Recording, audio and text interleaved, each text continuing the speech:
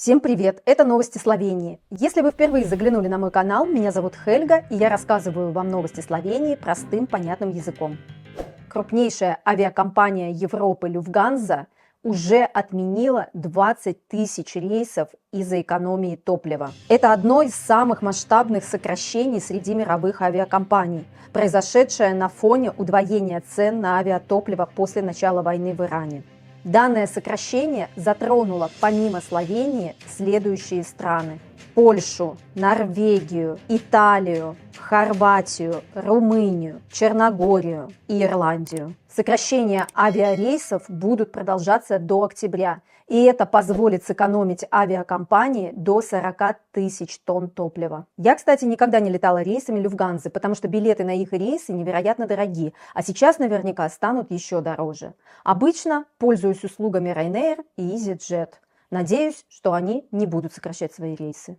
Президент США Дональд Трамп объявил о повышении тарифов на ввозимые грузовики и автомобили из Европейского Союза до 25%. По мнению Дональда Трампа, ЕС не выполняет условия ранее заключенного торгового соглашения, и поэтому Вашингтон вынужден принять ответные меры. Данное решение уже вызвало резкую критику в Европе и обеспокоенность европейских автопроизводителей, так как приведет к росту цен и обострению торгового конфликта между США и ЕС. Чувствую, придется нам все-таки пересаживаться на китайские машины.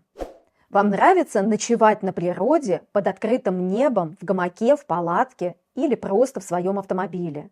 Теперь в Словении такая ночевка может обойтись вам в 500 евро. Муниципалитеты популярных туристических регионов Словении повысили штрафы до 500 евро за ночевки вне официальных кемпингов. Под запрет попадают парковки, берега озер, рек, луга, леса и другие общественные пространства. Бомжом быть в Словении очень дорого. За 500 евро можно переночевать в 5-звездочном отеле или в палатке в лесу. Выбор за вами.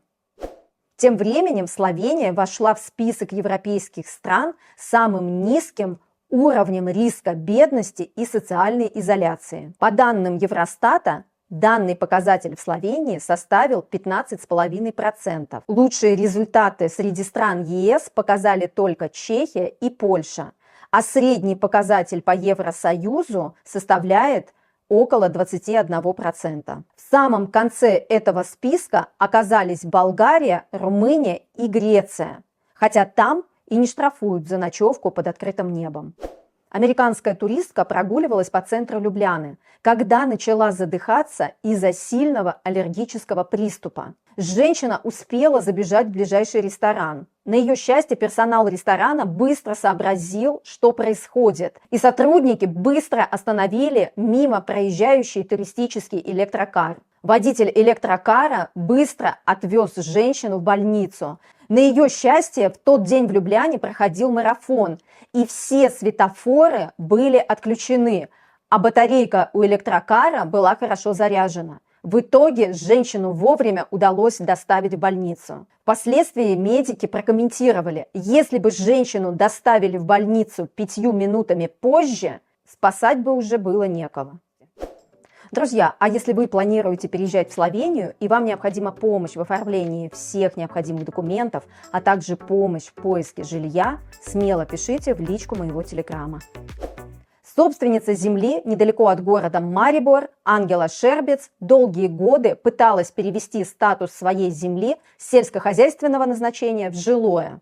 Женщина неоднократно подавала заявки в муниципалитет Марибора, но ей постоянно отказывали. Хотя соседние участки каким-то образом быстро меняли свое назначение, и на них возводились новые многоквартирные дома.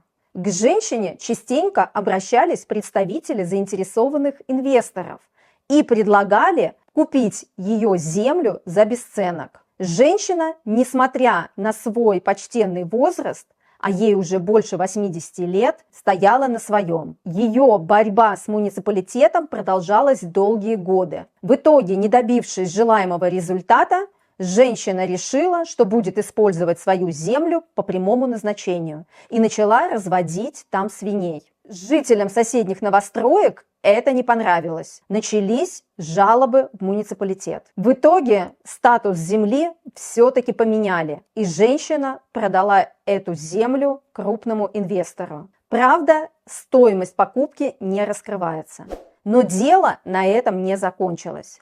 Сейчас вскрылся крупный коррупционный скандал, связанный в том числе и с данным участком. Мэр города Марибор Саша Арсенович может быть связан с предпринимателем Тамажем Полоком через сделку по продаже муниципального земельного участка в городе Марибор.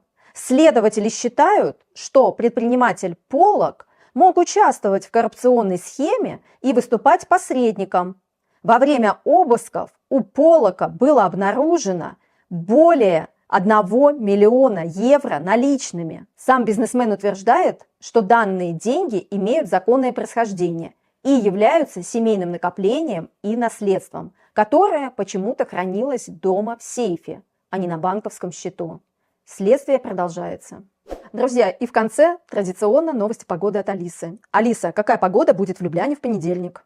В Любляне в понедельник будет от плюс 12 до плюс 18. Небольшой дождь. Спасибо, Алиса. Какое приятное слово. На здоровье. Друзья, на этом мои новости подошли к концу. Не забывайте, пожалуйста, ставить лайки, подписываться на канал и делиться своим ценным мнением в комментариях. Пока-пока, до новых встреч!